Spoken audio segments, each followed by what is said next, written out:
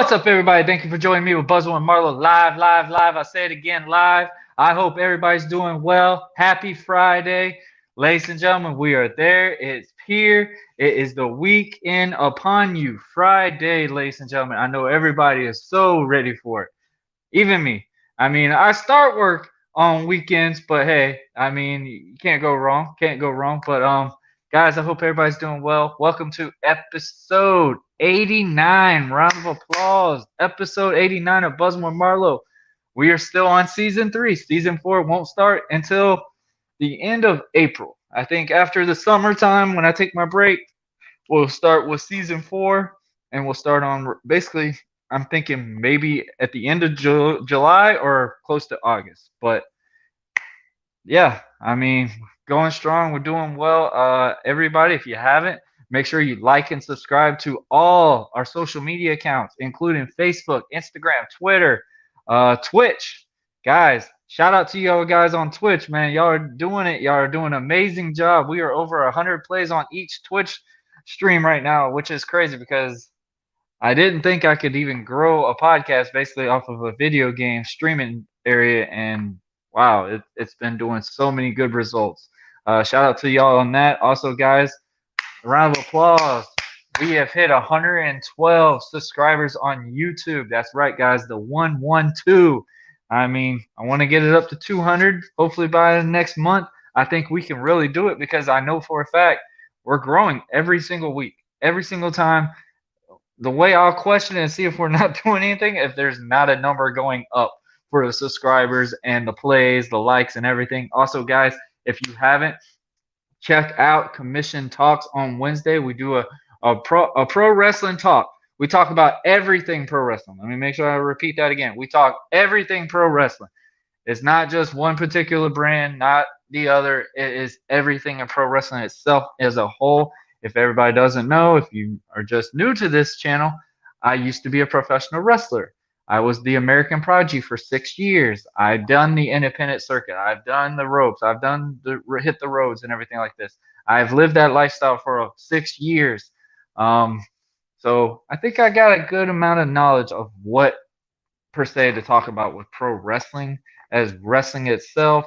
My boy Shiz Lansky from Over the Top Ropes podcast, and my boy Dre on Wheels from the 1130 podcast, and we are formed together as the Commission Talks every Wednesday. Like I said, we're on live on YouTube, Facebook Live, and also it alternates. So basically, if Over the Top Ropes this week, it's going to be on Wednesday. If it's on my week, it's going to be on Wednesday. But if it's on the 1130 podcast, it will always be aired on a Friday for Talk Pro Wrestling. And obviously, guys, all check their social medias out. Give them like and share and subscribes. They produce a new episode every Friday. The 1130 podcast produces two different types. They do one that's Talk Pro Wrestling on Friday, and then they do just the basic 1130 podcast, and that's produced on Wednesday. And of course, guys, we produce a new episode on Friday, so which is today. All right, guys, I hope everybody is doing well. I know the week it's been a drag. I know with everything going on in the world, everything. Football's over with now, so I know a lot of males are just like, what is there to watch on TV now? NBA still going. Maybe if you don't like basketball, I think baseball's about to start hitting back up again.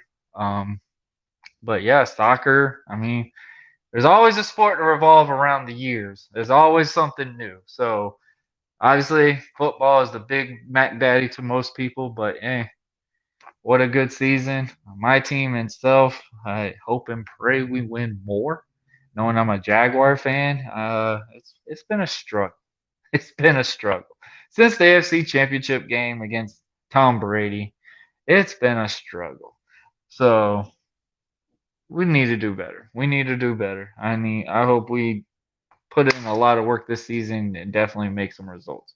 But also, guys, if you haven't, check the link below for the Bonfire app. Get you some merch. Get some Buzzing with Marlowe merch, guys. We got red, blue, a teal green. We just got a teal green shirts now. Guys, we have long sleeves, hoodies, 3/4 quarter sleeves, basically like that baseball type concert jerseys look. We even have football jerseys. I mean, check it out.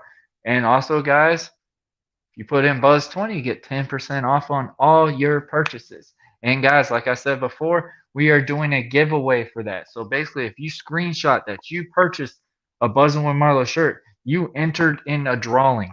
Automatically, you entered into a drawing. I'm not going to reveal anything. I might give a little Easter eggs maybe during this episode and maybe all through until I actually do that drawing at the end of March. But I'm looking forward to it. I'm excited about it. It's going to be the first Buzzing with Marlowe giveaway. So we're definitely going to go all out. But man, get you some merch. Get yourself in the drawing, and you can possibly win an awesome, awesome deal. But guys, I'm done babbling on. I hope everyone is ready for this. I'm definitely excited about doing this, guys. We have brought authors, we've brought motivational speakers, we have brought movie producers, actresses. Also, guys, I mean, the list goes on and on. We're always bringing a new guest, always bringing a new topic. So, guys, today my guest is Anna Leonarda.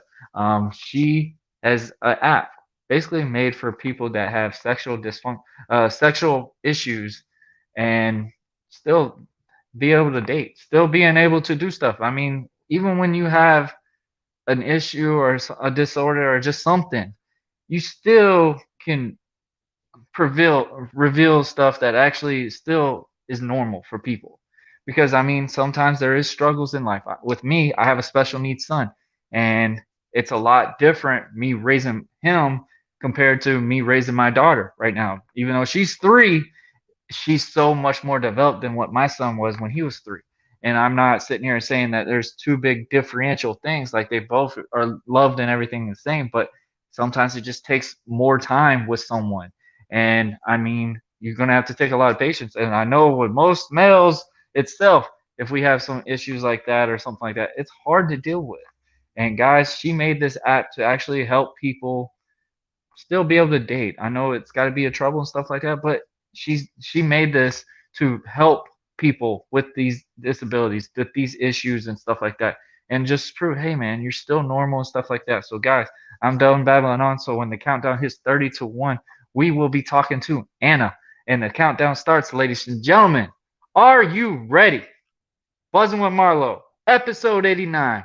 We will be joined in 3, 2, 1 right now.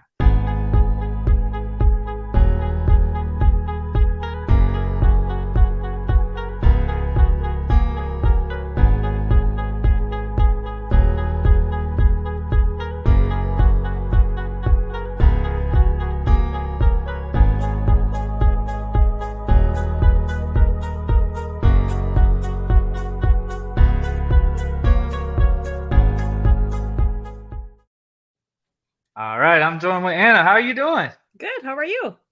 I'm doing well. It is it's the end of the week. You can't go wrong. Can't Right? go wrong. Happy Friday. Yeah, same to you. All right, Anna.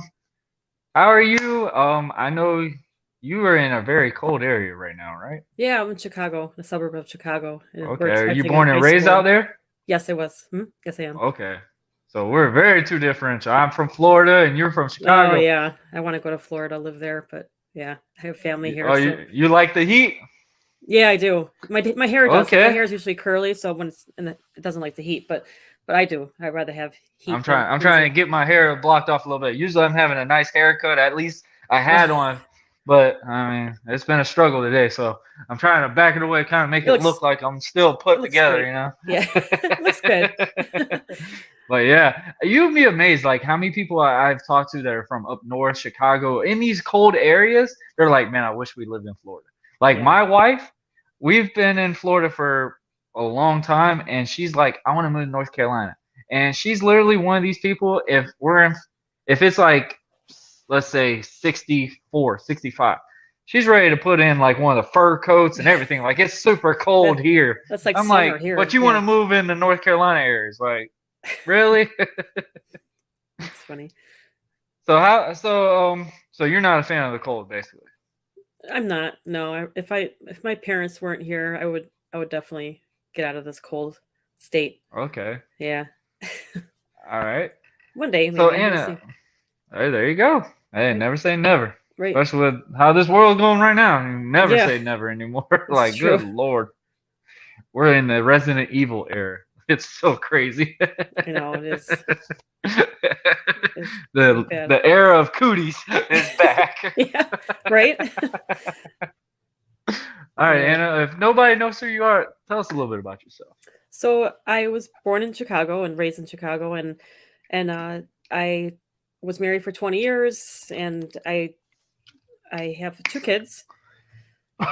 They're grown adults. So one's an adult. He's 18. He's or 19, and goes to college, and my daughter is a freshman in high school. And so, and I went through breast cancer and all this other stuff. So I just got divorced 3 years ago, and that's when I started deciding to develop this app that you had talked about. So it's just a long history about why I decided to create this app, but it's something that I'm really passionate about, and I'm hoping that it's going to help a lot of individuals that have been struggling. Okay. So when did you basically how did all that put together? Like how did you actually be like, I want to develop an app. I want to make something that's going to be more of this generation now because godly everything has to have an app. If Yeah. if we're going to know Right? about it, you have to have an app. It's Yeah, not like you can exactly. just go on like the old days and go to AOL and hear all that clicking for 10 minutes before it even clicks in there. And it's just like, oh man. It has to have an app. If it don't have an app, It's true. we're not gonna know of it. We're not Yeah, gonna search it. that's right. So when all my adult life, I had something called endometriosis, and it can cause painful intercourse. So I dealt with that for a long time, and then eventually, when I was married with my ex husband, it felt, intercourse became impossible. It was just like the pain was unbearable, and then it was like hitting a wall. There was something was wrong with me. So I went to the doctor, and they said, you have something called vaginismus. And I didn't know what the heck that was. And Mm-hmm.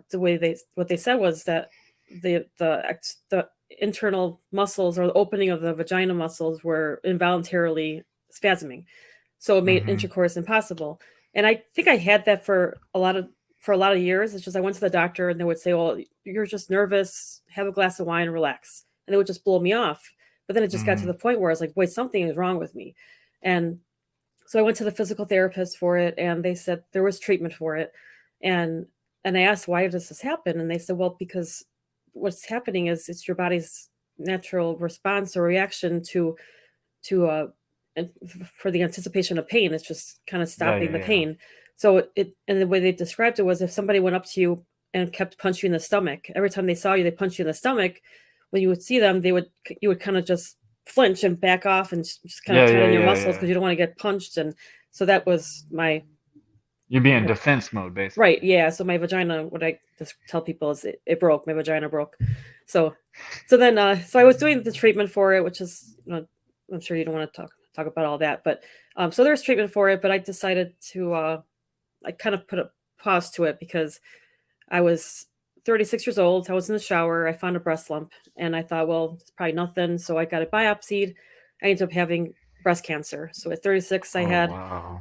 total of 6 surgeries for reconstruction, double mastectomy, and then I also had chemotherapy, so I lost all my hair, and then also had a total hysterectomy because my breast cancer was hormone fed with Mm-hmm. estrogen. So the goal was to get rid of all my estrogen. So when I went to the oncologist, he said, "Well, it's with this being estrogen fed, the goal is to get rid of all your estrogen. So you're going to have pain, vaginal dryness, painful intercourse. It's just you're going to have lack of libido." Wow. And I Yeah, thought, yeah, well, yeah. I already have all that, so I mean, it can't get any worse. So I put the dilator, the therapy for my broken vagina on hold, and I fought cancer, and I'm in 9 years in remission, thank God. And Congratulations. thank you. And so then, so I started doing the treatment again after my cancer. I started doing the dilators, and it was like even worse. It was like Mm-hmm. it was just uncomfortable, painful, and it's not supposed to be, but it was just like such a long process of trying to do the physical therapy for it. And so about 3 years ago, I got divorced, and I thought, okay, well, I don't want to have intercourse. I like other forms of intimacy, but what am I going to do? How am I going to use a traditional dating app? Because it was so intimidating to me. And I thought, if only I could just date a guy that had ED, erectile dysfunction. And I wasn't even being joking around about it. I was like, this is kind of like, I wonder, like, how is it going to work? How am I going to date, and how do they date? And without having that fear of being rejected or embarrassed. So I thought, you know what, I'm just going to stay single because it's easier. I'm not going to be able to find anybody. What are the chances of that? But then I thought, wait a minute, I went through all this breast cancer stuff. I went through endometriosis, broken vagina, breast cancer, for a reason. And at first I thought, well, it's because I should be helping people. Maybe that's what it is. So if somebody gets diagnosed with breast cancer, I was kind of opening up myself to tell people, like, hey, if you know someone that's been diagnosed or finds a breast lump, or they have questions, have them come to me, because I didn't have chemotherapy. Wasn't as it was tolerable, thankfully. And I was really scared to do chemotherapy. So my goal was to try to tell everybody, it's okay. It's not as bad as you think. Maybe it might be a little easier on you. So, but I thought I needed to do more. So I thought, well, this is like the perfect time. I needed to find a solution for these individuals that do have sexual dysfunction. So I decided to create a dating app that takes that sexual expectation out of dating, and it creates a comfortable space for individuals like myself to find companionship without the fear of being rejected or embarrassed, or having that anxiety to wonder, like, when am I going to tell that person that I'm on a date with that I can't have intercourse?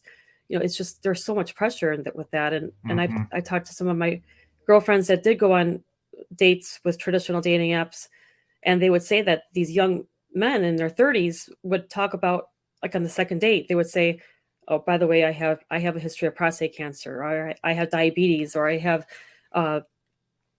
whatever the reason is, I have antidepressant medication that causes me to have ED. And my friends are like, oh, this is horrible. It's like, these guys, why are they on these apps? Because it's just like, there's no other ones. Yeah. Right. There wasn't. So that's why I'm like, that's horrible, and we didn't choose to go through these things with, we didn't choose to have sexual dysfunction. We deserve to be loved too. And that's why I created this dating app to take that pressure off, so that we can find companionship, because we deserve to be loved too. Okay. So what made you make that name for the app? What helped you get that name? That's a unique name. That's what I'm really curious about. Entwined. So I was going to call it Comfortable Companions. I was like, that's it. I'm going to call it Comfortable Companions. And then CC. Yeah, that's what yeah, right. And then I thought it was a great name, but then someone would say, a couple of people were like, well, it kind of sounds like adult diapers or something, or baby diapers. I'm like, oh, I'm like, well, I still like the idea. I think it's comfortable. It's comfortable. That's all that matters. Right. So when I talked to the first app developers that I used, they're like, that name's too long. I'm like, oh, well, I don't know what to use. So they gave me some suggestions, and then one of the suggestions was Entwined. So I'm like, well, yeah, it's like entwine, like kind of like twisting people like with rope or whatever the heck, to make love and find companionship, whatever it's not a very good story. Shades of Grey sounds like over there. Yeah. Not sounds like you were watching Mr. Grey, and you're like, all right, let's figure out a name for this app. There we go. We got it. Yeah. Right. Entwine. There we got it. So so it's Entwine. Yeah, it's not a very exciting story, but that's how we come up with it. Hey, that's awesome. So what was all the process that you had to do to get this app up and running? So I was a stay-at-home mom when I was married, and I worked part-time at a doctor's office as a medical transcriptionist. So I didn't have any kind of business background or tech background, but I didn't want that to stop me, because I was like, well, that's what you hire people for, right? So I searched around for some app developers and got some quotes and stuff, and I couldn't believe how much apps cost to make. And so I ended up picking somebody that seemed like they were great, but it kind of went downhill towards the end of the project, unfortunately. So I did lose a lot of money, all my savings, that was really frustrating, because I almost gave up on the app, because I thought, well, I don't have any money left. What am I going to do? I mean, I have this dream and I have this idea, and and these people need me. They need this app. And so I took a little bit of a break, and then I ended up finding an app developer that, for a fraction of the cost, and he was great, and he got the app going, and and it went live end of August of 2021, and it's been a slow process. I thought of this idea Mm-hmm. initially in March of 2019 when I first got divorced. So here Right. we are in 2021, or now we're 2022, but it was a long process, and it was a lot of Especially with the COVID frustrations. ordeal, I'm sure that didn't help either. Yeah, so I did take a little bit of a break then too, because I was like, well, I mean, how are people going to date if they can't see each other because of this COVID thing? So I was a lot of unknowns. It's like, do I invest any more money in this? So then thankfully it got a little bit less strict, and Wow. yeah, so it's available in the U.S. now, the app, but I've already have my goal is to have it available worldwide, but I already have Mm-hmm. people from like Canada, the UK, Australia, even Pakistan, India, and they're messaging me saying, "When is this app going to Wow. be available in our country? Because we need this app here." And Mm-hmm. I'm like, "That's my dream." It hurts to say like to them like it's not available in your country yet, but I want it to be, but I have to make sure it's It's a successful struggle. here, and then I'm gonna make it available Mm-hmm. worldwide because I did research and I realized there was 30, I believe it was like about 32 million men in the US have erectile dysfunction. And then worldwide is about expects to be about 320 million men worldwide. So in the Mm-hmm. US, 32 million. So and that's a lot, and and I don't even know how many women have sexual dysfunction because some of them don't even go to the doctor. It's like I Yeah. didn't know what I had until I went. I mean, there might be women out there that have pain, like even pain, like not that you want to hear about tampons, but like even inserting a tampon was painful to me, and I thought that was normal, and it's not. So it's like a lot of these women are struggling, and they're not getting answers from these doctors. So that's another thing I want to do is increase awareness to say like if you have something wrong or if you find a breast lump, Go get a or check. Yeah. get it checked out right away. Because if I waited for my breast lump, I wouldn't be here anymore. I had 3 tumors that were cancerous in my left Oh breast, and I wow. was only 36. It was like and I felt great. I just lost weight on purpose. I felt like I was in shape, and I was like, oh yeah, I feel great now. And then like 2 weeks later, I'm like, oh, I have a lump. I'm like, what the heck? And yeah, it Mm-hmm. was very shocking. But Definitely and tough to process, I'm sure. yeah, and I thought, it's like, look, should I just, maybe I'll just feel sorry for myself and just curl up in a ball and feel fetal position and just, but I couldn't. There wasn't an option for me. I know people were like, "Well, you're so strong," and I'm like, I had no choice, and I just had to. I had to. My kids were young at the time, and I needed to fight it, Mm-hmm. and thankfully I did. But that's why I thought I didn't go through all this to just give up on my app. Like I have to do Yeah. something and increase awareness for breast cancer and other cancers, and even guys that suddenly have erectile dysfunction, and they have they don't know why, or they have some pain that they have, and they're too scared to check it out. But Mm-hmm. that's that's true with them too. It's like if you have sudden ED, go to the doctor because it might be, maybe it's performance anxiety, or maybe it's something that maybe your blood pressure is off, and you could it might be a warning sign for you. So don't be scared. Just go to the doctor, get it checked out because it could be something that's an easy fix. And just because you're embarrassed, it just shouldn't make Yeah. you not want to go to the doctor because it's just you got They to take hear care of about this yourself. stuff all the time, so it's not really embarrassing for them. That's the sad Yeah, part. Like, really for doctors, like it's just like, hey man, this is another day on a Monday, basically for them, and it's just like I I don't know know. how they could process that down nowadays. It's just like, oh my gosh, like people just dying in front of them. And they're just like, I know. oh, I'm sorry, you this such and such just passed away, and I'm just like, how can you have the courage just to say that with a I know. straight face and everything? But they have to be built up like that. Like I use a comparison like the military because they have to be built a different type of way because emotional it can get them killed. It can Hmm. get them affected to where it affects their job. Right. Same thing with doctors and nurses and stuff like that. That really can affect their job. Like the pressure to save somebody or something like that. And they just got to go, you know what? Maybe I try. That's all I can say. I can't tell you nothing else. I gave everything I had on this one, Right. and it's just crazy. But I want to know, was there anyone else that helped you to get this app up and rolling, and to give you another idea with this? Did a male help you in this way too, to kind of like let you know, hey, this it's both ways type scenario. This ain't just a one way ordeal. This is as a whole, and was there a lot of people that were reaching out to you and be like, you know what, I wish they had something for this?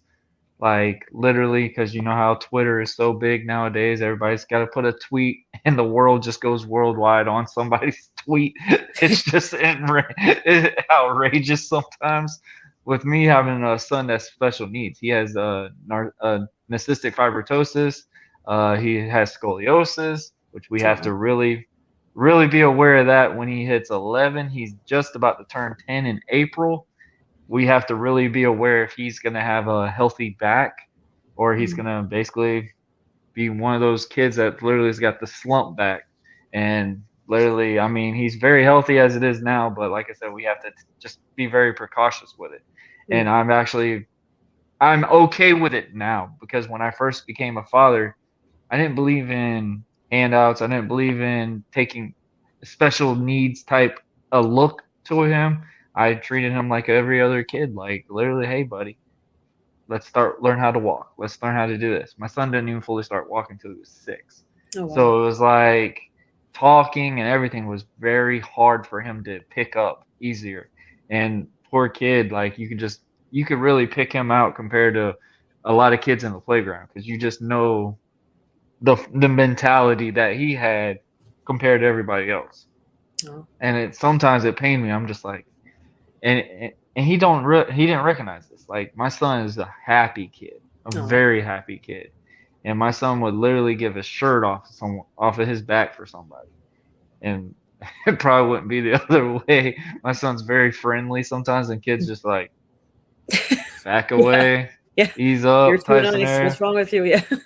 Yeah, like and it pains me sometimes, but I'm like, you know what, my son, that can make his day. This right here, regardless of what he goes through and stuff like that. And that's how I learned, you know what, it's not bad.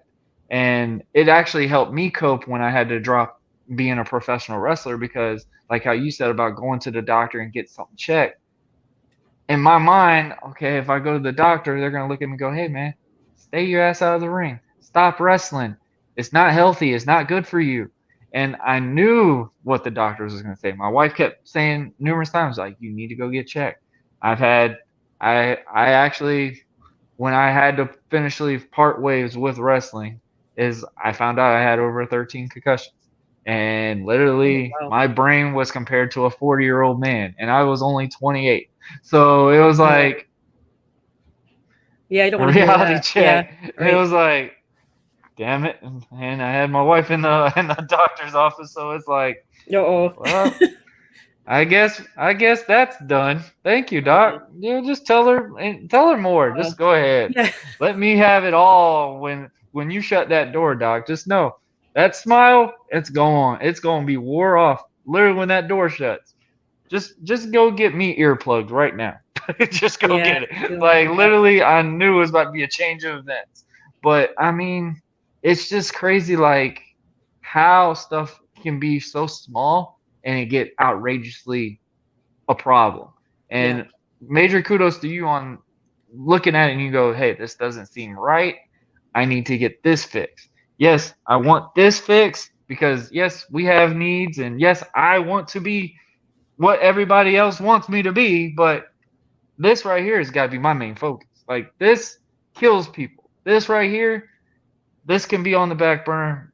It shouldn't go too bad. It should be fine. You conquered cancer, and then all of a sudden you go back and it's just like, can I get any win out of this? Like it's just like, oh my goodness, Yeah. it's crazy. But was there anybody that like would help motivate you to do this app because they had the same ordeals, they had the same issues? Like how were you able to come out and tell people like, hey, I'm one of those guys that I'm making this app for because I don't want to be on Tinder and I don't want to be on these other accounts when they go, yeah, I hope you're not expecting anything because, yeah, it's just not going to happen today, buddy. So, yeah, appreciate the steak dinner, whatever, but, yeah, that's all you get. Like, there ain't nothing else. I, Try to I make a little funny out of it, try to yeah. get that. When I started doing the app, I didn't really have anybody tell me anything. Like I felt like I was the only one I knew that Mm-hmm. had this pain and not able to the inability to have intercourse. And until I started talking to my friends, they're like, well, yeah, I met these guys, and the guy was so nervous to have to tell me that he had erectile dysfunction. And I was like, oh my gosh. I'm like, then I started picturing myself, like, that's like me. So nobody really came up to me to say, like, hey, you need to do something about this. But once I started posting it as carefully as I could, because it's like I can't post it in Facebook in these breast cancer groups or these erectile dysfunction groups, because I'd get kicked out if I say I have an app, because I've already got kicked out before by posting that. I said, this app is free. So the app is free. It'll down the road, it'll have premium features that that I have to charge for or whatever, because I have to obviously make something to maintain the app. Yeah, absolutely. It's a lot of people don't really want to like comment on my post or maybe follow me on social media, or because they don't want to, especially the guys. Like, I feel like I do have more women users than males. So I don't know if it's because it's not reaching them yet, or it's just because they're embarrassed to that macho motto. Yeah. But I did have a guy reach out to me from Facebook. I put it on, I think he messaged me on Facebook, and he said, I have something called Peyronie's disease. It's Peyroines or something. Peyronie's disease. I might say it wrong. And it's the abnormal curvature of the penis. So I guess like erections are painful, sex is impossible, and it's something that just comes like you're not born with it, I guess. So it just comes later in life, I believe. So I'm not a medical professional, so if I said that wrong, I'm sorry. But no, so I'm not judging you. I wouldn't know. Okay.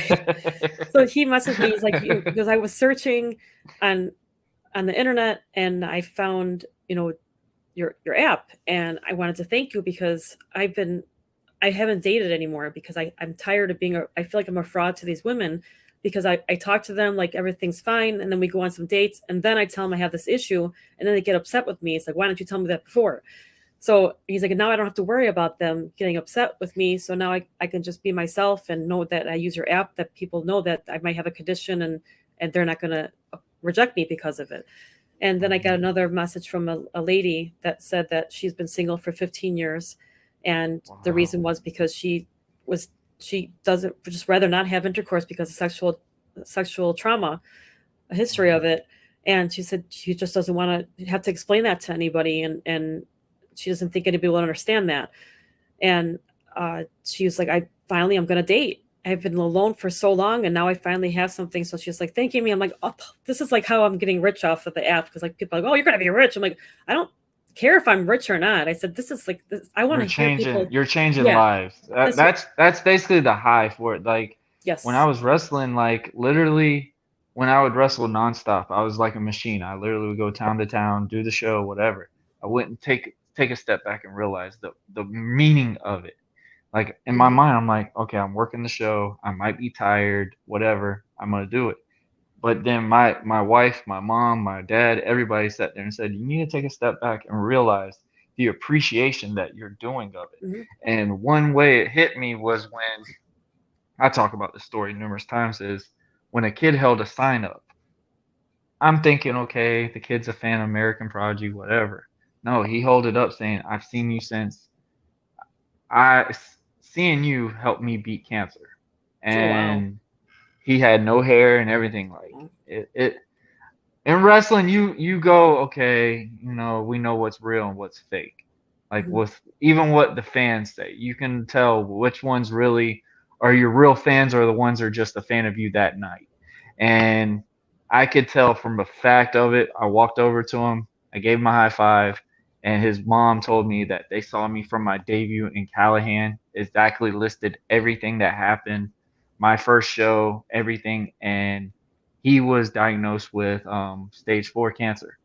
And he was only, I would say, not even 8 years old with stage 4 cancer. Like, good Lord. And until now, and she said he watched you, and they actually had one of my old autograph signing pictures that I signed one of those days. I didn't have the professional photo yet because that was my first show. So they had like one of the old Captain America logos, and that I used to sign all the Captain America logos. And needless to say, he beat cancer, and I last talked to them, I think about 4 or 5 months ago, and he's still cancer free, Awesome. and he's now 13 years old. So Oh. it's like crazy to believe like me doing something like that, even though it's Hmm. not WWE or something like that. I'm like, you know what? If I quit today, I'm happy. That can be Yes. my Hall of Fame moment. And that's one reason why I started these podcasts is because when COVID hit, I'm like, I'm not letting my kids watch any of this nonsense that's on TV nowadays. Like No. it's outrageous. And I'm like, you know what? All my friends, they're providing their families with professional wrestling. This is their job. This ain't their part-time job. This is their full income job. And they're being told, hey, you can't wrestle. You're not going to get paid this week. We can't do this. You're only getting paid if you're wrestling. It's not like you're getting contracts going, hey, since you're affiliated with us, we got you covered this week. No, it's you get paid when you're booked. And needless to say, I went on, and when I left, I was very depressed. I didn't watch wrestling for almost a year, and I hated it. I was upset, and then when I took a realization when my family was talking to me about that ordeal and stuff like that, and then about my son, it made me realize, you know what? I'm okay with this. I'm fine with this. And sometimes I kind of level down who I'm interviewing, especially if it's one of my wrestling friends, because somehow they have an urge to put Jedi mind tricks and be like, hey, yeah, let me go put the mask on. Let's go back in the ring next week. Like, it's just like, oh my gosh. That's what I try to avoid. Yeah. Like, it's like, they're like, man, you look great. And I was like, yeah, because I'm not in the ring. Like, yeah, Well, you're different. Like, yeah.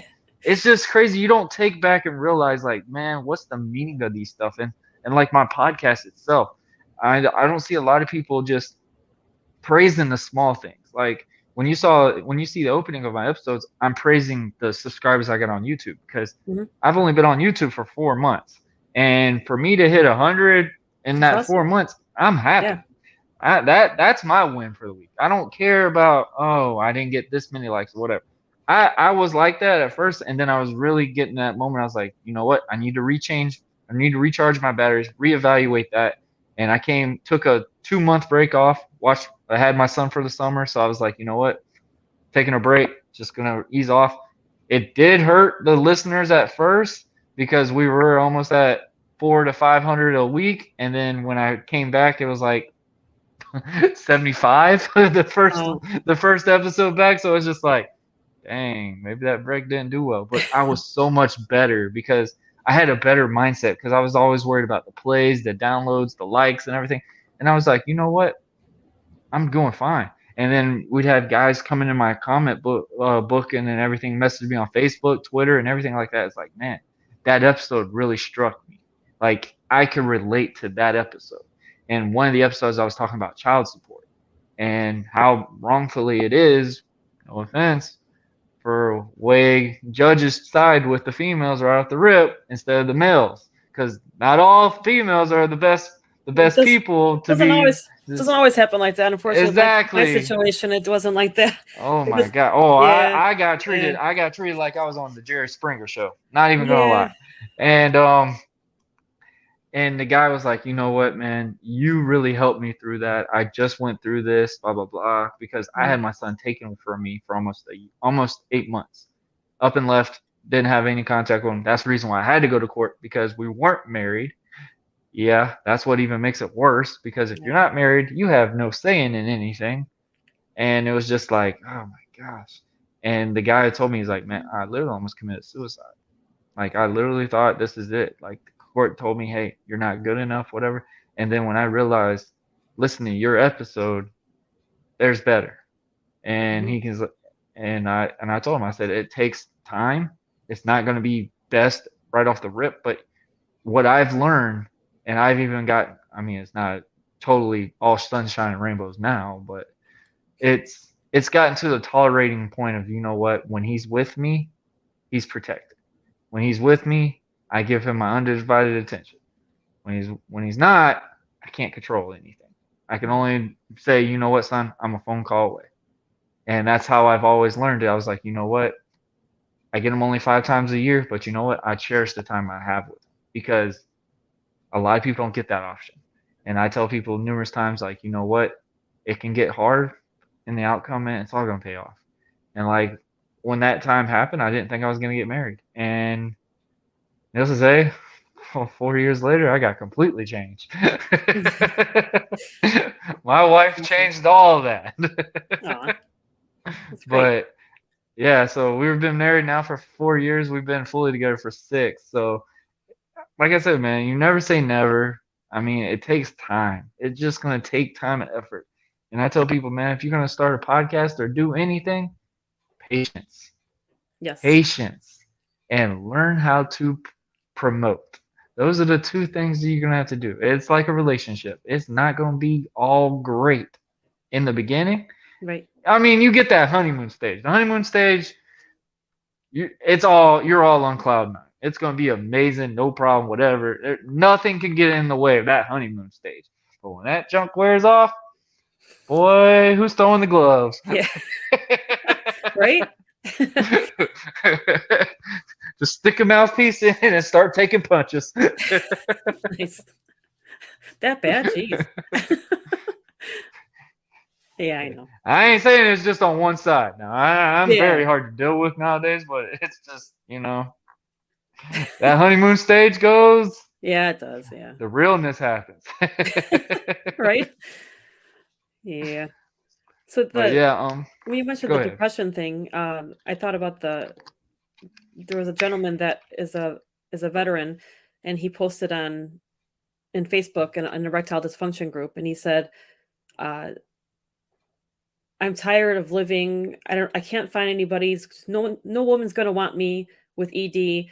I don't even know why I'm alive anymore." And I was like, "Oh my gosh!" Like then I started realizing, I'm like, there's people that are struggling silently that are suicidal because of this. Mhm. And then he started other people were commenting and saying that there's a lot of veterans that uh, have committed suicide, and they found out that a month prior to or whatever it was that they were actually in their therapist's office saying that they were severely depressed and they had sexual dysfunction and that they think that was the reason why they ended up doing that. And it's like that. I was like, whoa, I have a lot of people I need to reach, and since I'm doing this all on my own, it's like like you said, it doesn't. It's going to take time It's because I have it's a hassle. right, and I because even for me trying to get users and trying to I'm posting all I can and but people aren't willing to share my stuff because they're like, well, I don't want to be associated with that. I don't want anybody thinking I have sexual Mhm, dysfunction. I'm like, well, just put mhm. that down that maybe it's somebody that is It's silently it's like struggling. a it's like a kid if they were getting bullied in school. Like Hmm. it's a time for them to go, it's enough. Like Yeah. I'm just like you. I'm literally a person. I wear the same shoe. I wear shoes. I wear clothes. I brush my hair. Like some people, hey, I don't, like me. I don't like brushing my hair. That's why I get my hair cut short as I can, so I don't have to Right. do anything. Like I'm really at that point. You're like, you know what? If it's brushed, it's brushed. Whatever. But Yeah. it's like people got to realize people there. If everybody was the same, the world would be so weird. Like literally, like what would if everything was the same? How could somebody completely say they're compatible? Because Right. usually, I mean, I think the best movie I remember watching was Bedazzled, where he would have the wishes to help this girl that he was had a crush on, and get all these wishes to basically for this girl to fall in love with him. And every time he was like, you know what, if I'm very passionate, I'm very compassionate or whatever. And it was just like, you're way too much. This is too much for me type scenario. Like it can get to that point. Like it's a good startup, but for the long haul, it's just like, yeah, bro, I can't deal with you no more. This is ridiculous. You what I like, but you way over what I can deal with. This is not me. No, you won. I gotta go. Bye. So I mean, it's just like people gotta realize the differentiates of people and respect it. Like we're in the era now that everybody needs to speak up. Hmm. And that's definitely I think the best way for what's going on in the world is everyone speaking up. People are tired of whatever. I mean, take whatever you want out of it, but it's just like no one's alone anymore. and I think that's the best way to put it, is nobody's alone. Yes. Nobody is different. Nobody is put on a space to where they're like, hey, you're by yourself on this. Hmm. No, like everybody needs to support somebody on it, especially this ordeal too, because that has got to be a tough pill to have. I mean, for a regular guy like myself, I mean, I'm not gonna put all my business out there, but you know, I want to be active. Like there's stuff like you Hmm. know, hey, I Right. got needs. I got needs. So when you hear stuff like that, and you're just like, oh damn. Like it's just like damn. Like oh okay, what are we gonna do? Like, you want to play checkers? Like, what's the stuff you want to try to do? But it's Yeah. like, but it's just like people got to respect people, and I'm curious. Like when you were on these Facebook groups and stuff, were they very open to what they were coming out to, or were they actually getting in ways kind of like bashed for basically being being exposed in ways? What I mean by being exposed, like literally being vulnerable to actually, you know what, I feel like I can confess to you, and then it's just like maybe I shouldn't have made that post, maybe I need to delete it before somebody reads it sometimes. Or they like, were they very supportive, or they were like maybe you should have hesitated more about before you hit send? For so those groups are not my groups. I don't know if that's what you're saying, but No, to when you first started those groups, like was it kind of like a type of cyberbullying type scenario, or is it just like they were supportive to an extent, and then when you started standing out more, then it's just like, nah, you gotta go, you gotta what go. I never so I requested to join the erectile dysfunction group, and I would just kind of just read their stories, and then so I never really would comment anything because I knew like if I did I would get kicked out, especially since I was a woman. Uh, That's crazy. so they were very very open because it's a private group. Those Hmm. groups that I'm part of, like the breast cancer group's private, the vaginismus broken vagina group is private. So people are very very open about stuff. And guys, they're conversing with each other, giving each other advice and stuff. And hey, did you try this injection? Did you try these pills? So I never really jumped in and said like, hey, there's a dating app for you. Don't give up. So I couldn't ever do that. But and I don't have any support groups of my own. I mean, I have my Facebook uh, page. It's not a group, so no Hmm. one. I don't think anybody really comments on those. But I mean, I'll get some messages on the side, but nothing within the groups. I feel like You'll get more of an inbox than comments. yeah, yeah. Right. So, and another thing too was speaking of insensitive people. Uh, so I started trying to testing how it would be if I was starting to go on a date on a regular dates or whatever. So I would meet people, guys or whatever, and then they would kind of, you could tell like they were trying to ask me out or whatever, and then I was like, well, I said, you know what, I'm going to tell you something quick before you decide to go out with me. I have this something called vaginismus. It's where I can't have intercourse. I Other intimacy is okay, I just can't have intercourse, and I choose not to. And so I'm not sure if that's okay with you. And some of them are like, oh, it's okay because you have other holes, so it's fine. And so I'm like, wow, yeah, that's not what I wanted to hear. So obviously, yeah. So I heard that from at least 4 or 5 guys. Like, oh, what about anal? Well, you have a mouth, you have this, you have. I'm like, you, I said, just that's very insensitive.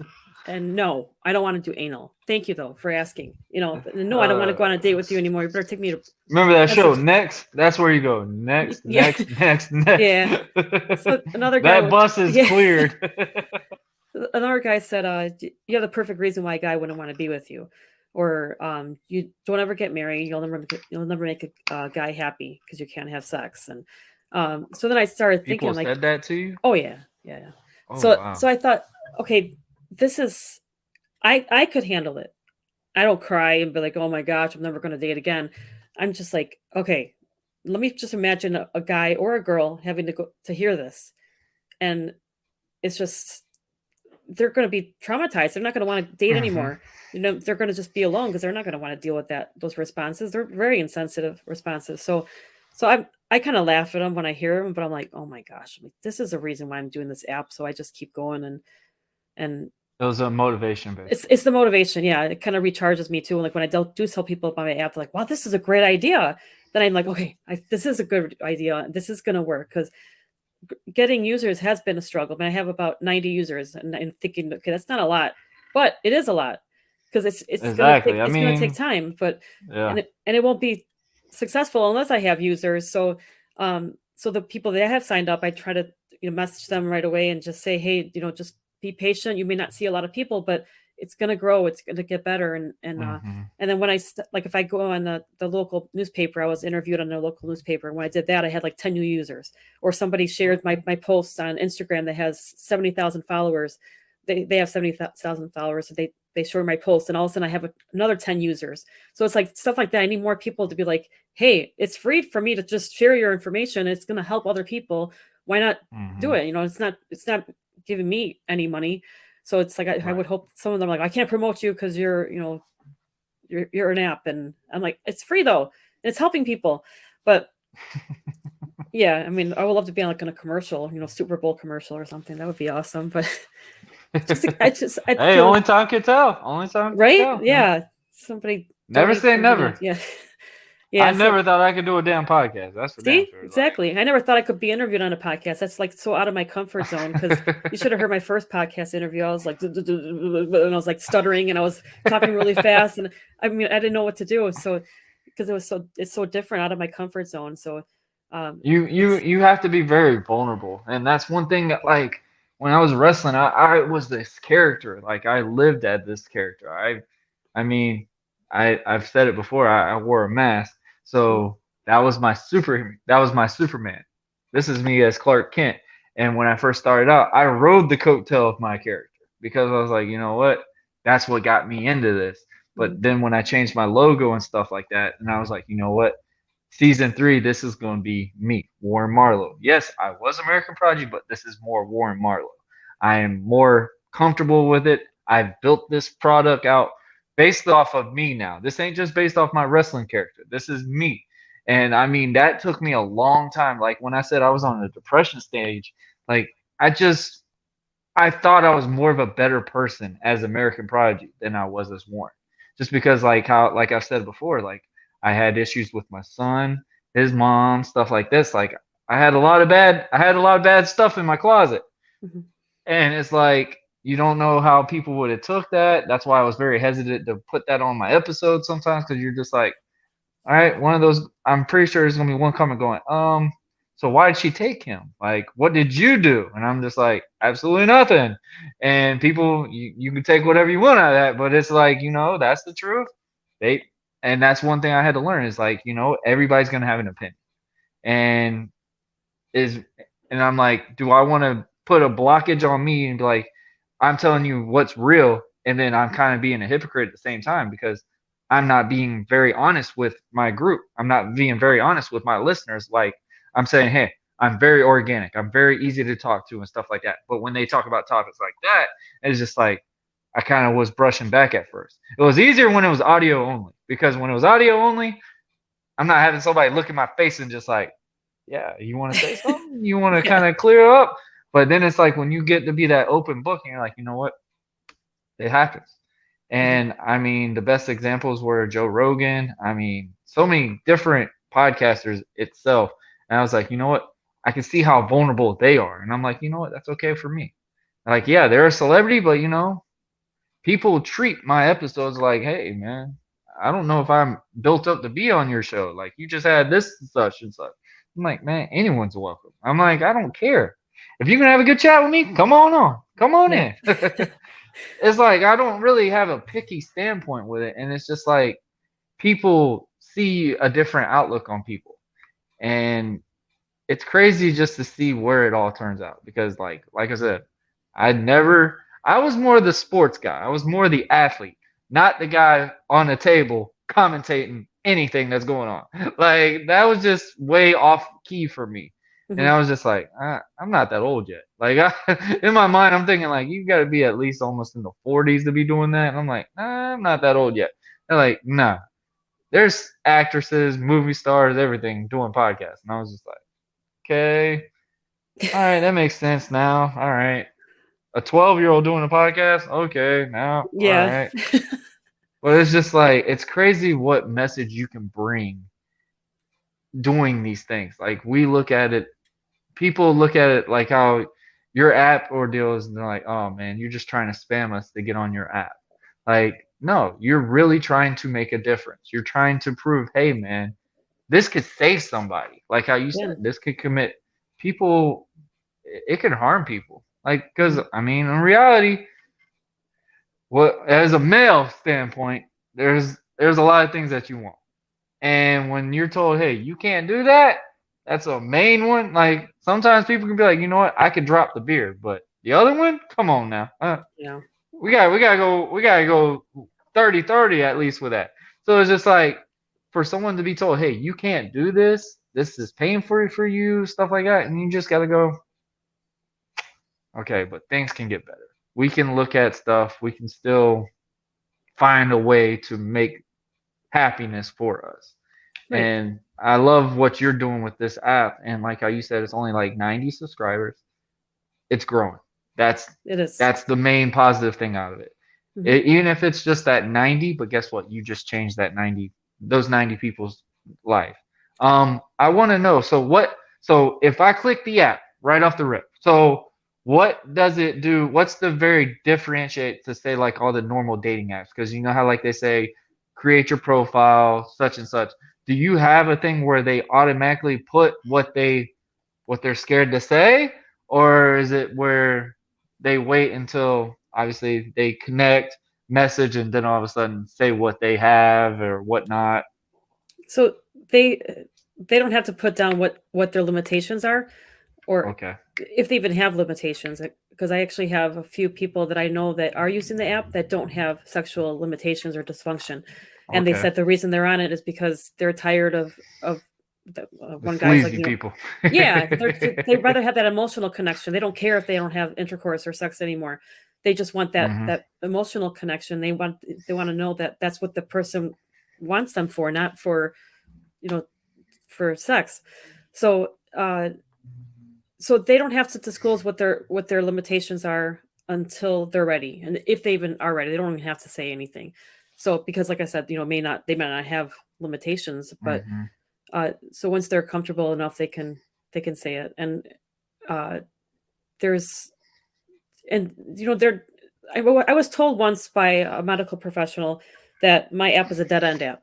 So he works with ED patients, and I said, well, can you talk about my app for those patients that maybe they don't want to do treatment? And he's like, no, your app's a dead end app, and they want treatment, they want to get better. I'm like, but I mean, I have treatment and I don't want to get better. I should have the right to decide if I want to do treatment or not. And I don't want to do it. I don't Hmm. want to do it for somebody else. I want to do it for myself. And I just chose not to. And these guys, like, do they want to put penile injections? Maybe they don't want to do that. There's side effects to that. And I'm sure that's painful too, or maybe they don't want to have surgery, implant surgery or whatever, so they should have that option. You can do any of these. You could take these pills, you could do whatever.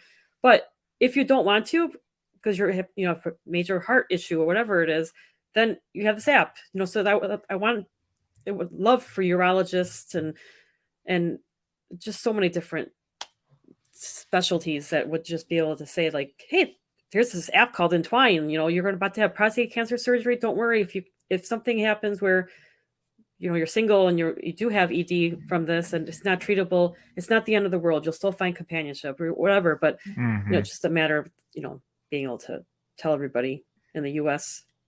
Well, by myself, it's hard to spread the word.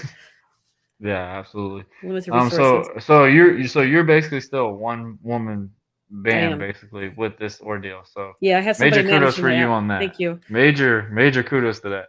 I Buzzing with Marlowe, I'm literally a one man band. I like it, but in a way, if it gets any bigger, I'm gonna have to pay for somebody to do it, Yeah, something to help me out with it. It's just like, oh my gosh, like I had a marketing team, and they were focusing on PR marketing, and I said, I got to do this on my own. I couldn't afford it anymore because my app's not producing yes, any money, right, revenue people right put now. too So much stuff into it. They put so much, yeah. and I get so overwhelmed because the main reason why I like to do this to myself is because I have control of it.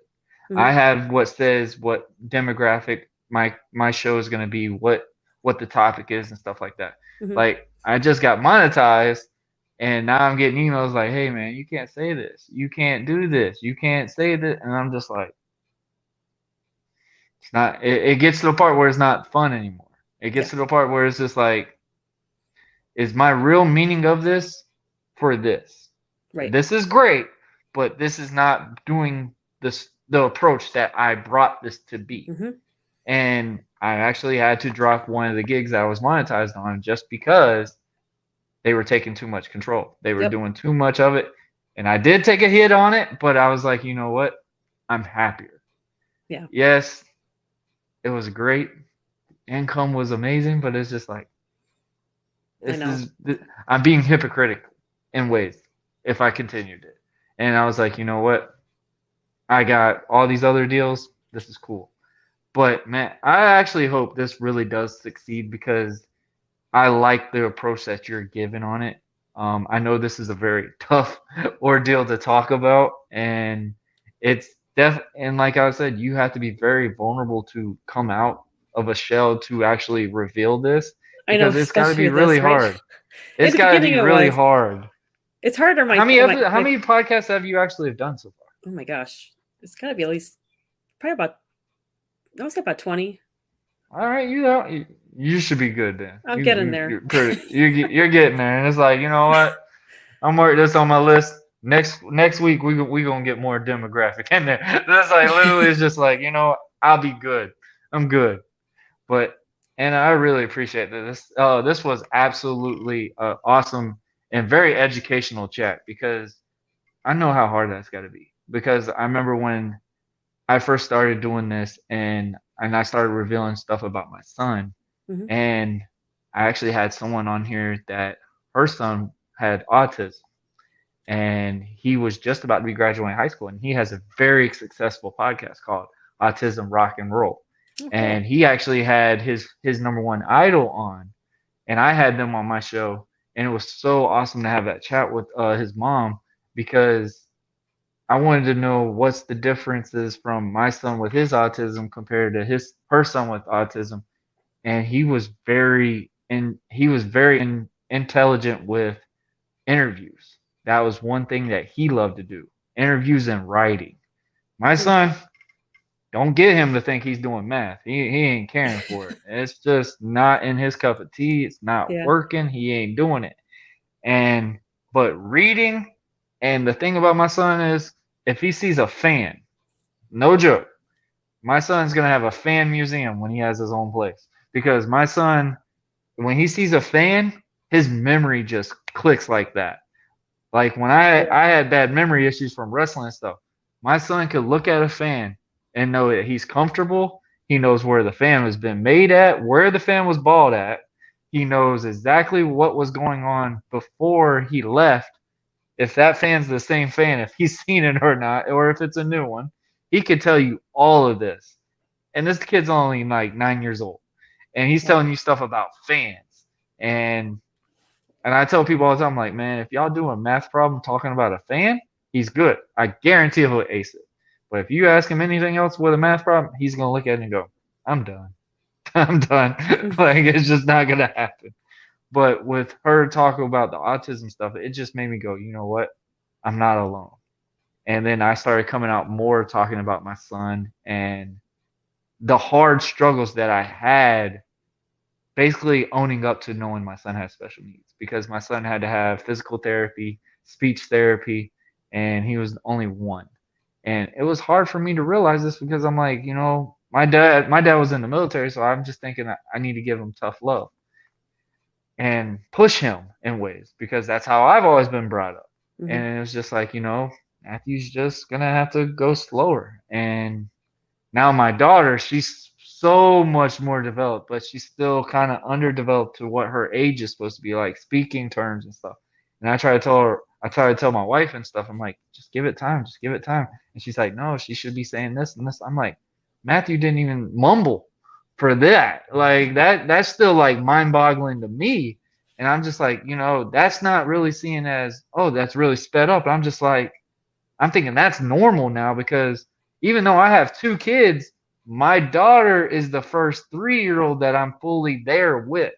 And it's just like, dang, like it's so different. And I always wondered what was the difference between a boy and a girl. I thought it was one way, and I was like, absolutely not. Girls are way messier. My son was an angel when he was a Yes. baby, and it's just like my daughter. I can't even blink. My daughter's in the other end of the room, locked a door or something. It's just like my son. He could just be sitting there on his couch, kicking his feet up, doing whatever, and just watching a tablet or something. And I know he's fine. My daughter, she'll pick up a toy, zigzag it across the hall, come and get another toy, never have the same toy in her hand more than once, and literally is just all over the place. And I'm just like, I figured out the difference. They Yeah. get so much more energetic, and it's crazy. Isn't it? But this, Mhm.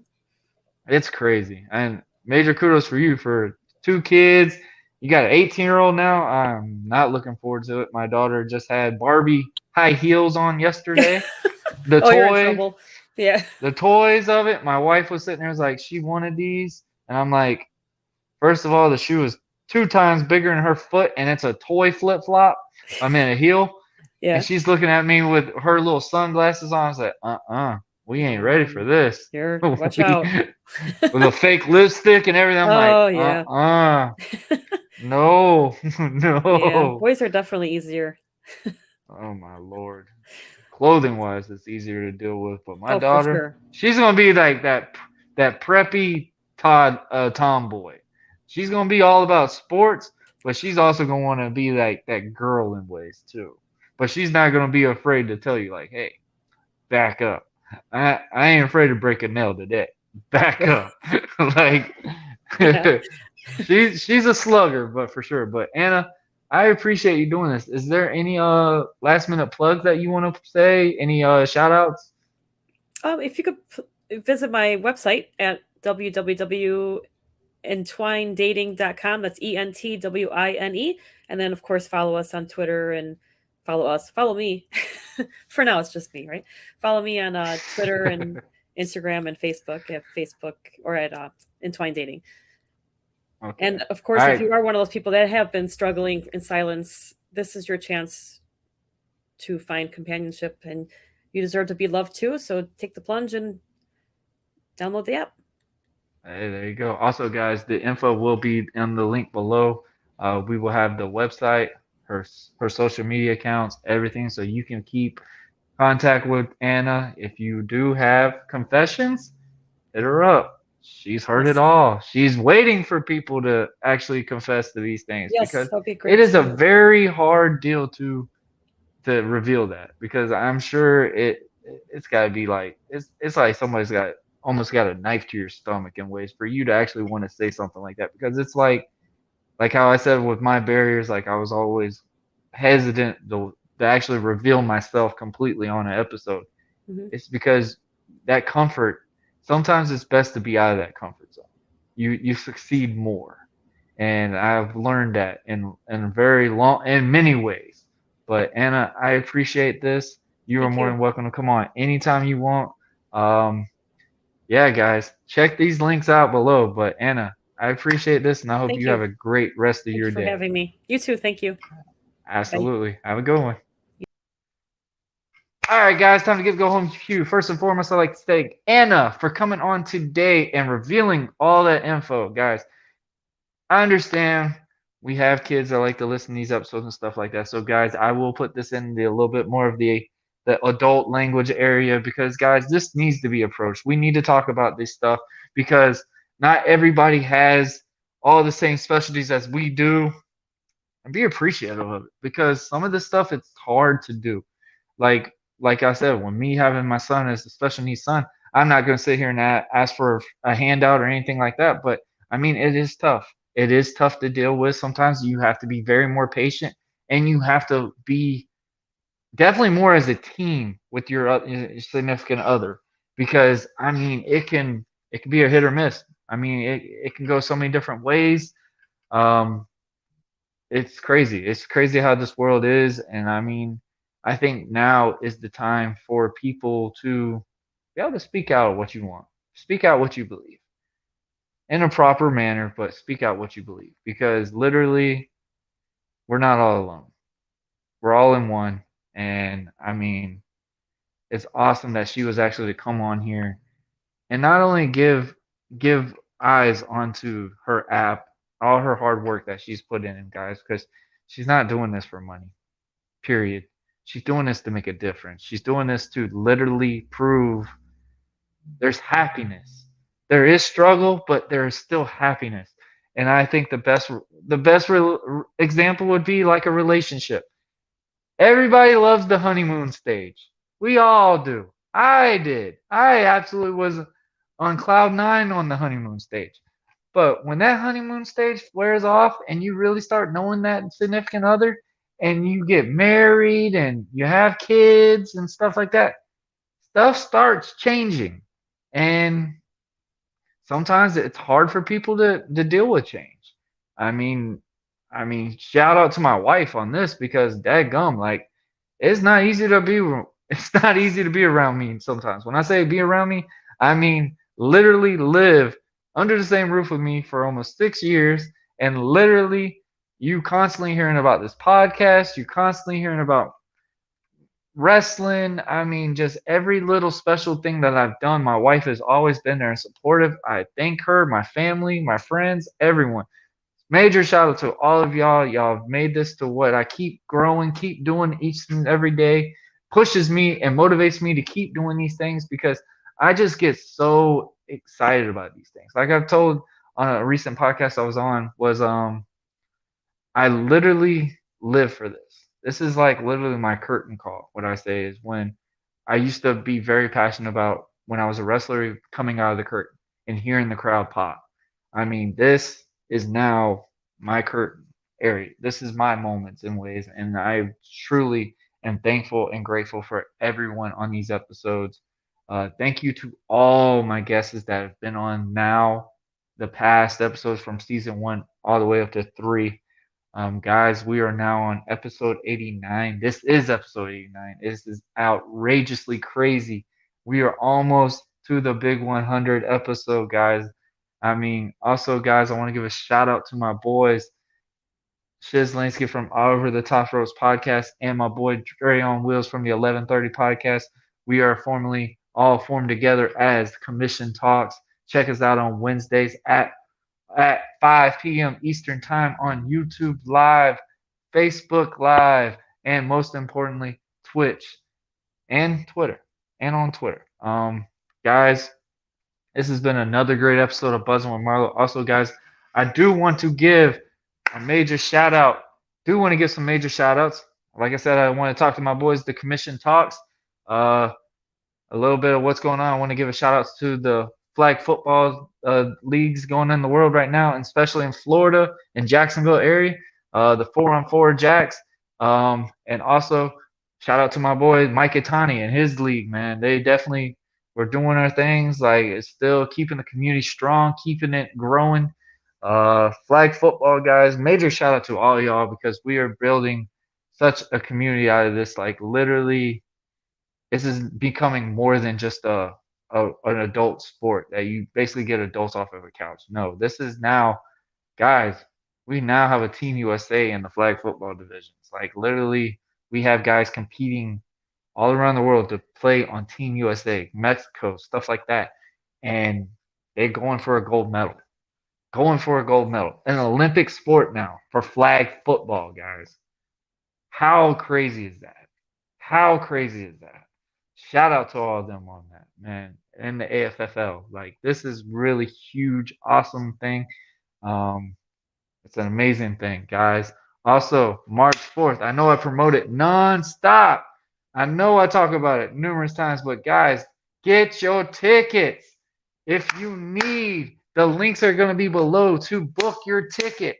The VIPs have been sold out, but my boy Jay Lyric did hit me up and told me, guys, we are gonna do we're doing two more VIP tickets.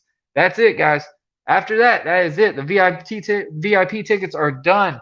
We are doing a raffle, and that raffle, the raffle ended this week actually. So there will be two more tickets left. Get your VIP tickets now. The link will be below. All you gotta do is Cash App it, and you get your tickets sealed in. If you buy at the door, guys, we only are seating the people that already pre-ordered their tickets first. They're gonna be guaranteed seats before we sell tickets at the door. There will be tickets at the door, but guys, the ones that pre-order and pay ahead will guarantee seats first. So guys, March 4th, mark your calendars. If you're in the Jacksonville area, come out and see this awesome performer. If you haven't seen him perform live, guys, go back and check out our episode on Buzzing with Marlowe where I did his song Selfish, and check his awesome vocals out, man. He is bringing some top talent coming in from Georgia. I mean, all around. Top artists, podcasters, including Buzzing with Marlowe itself. We're going to be working in this show, man. We are so excited. This is going to be the first live show we are going to premiere on the Buzzing with Marlowe episode, guys, for March 4th.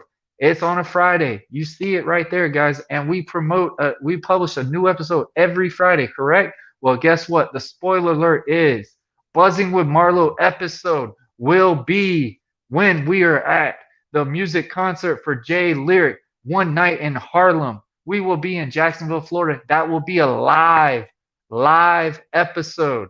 We will be literally talking to all the great artists, podcasters, photographers, everything, man. Get your tickets now. We are not exaggerating this anymore. Get your tickets now, because that is going to be an awesome show. Guys, can't say no more, but guys, get your tickets now. All right, guys, it is time to get the go home cue. Time to go. Guys, it is Friday. Enjoy your weekend. This has been another great episode of Buzzing with Marlowe, and I'll be back when we have more bzzz down the road. All right, Lord. All right, guys. I hope y'all enjoy your week. Also, guys, I want to make sure you like, subscribe,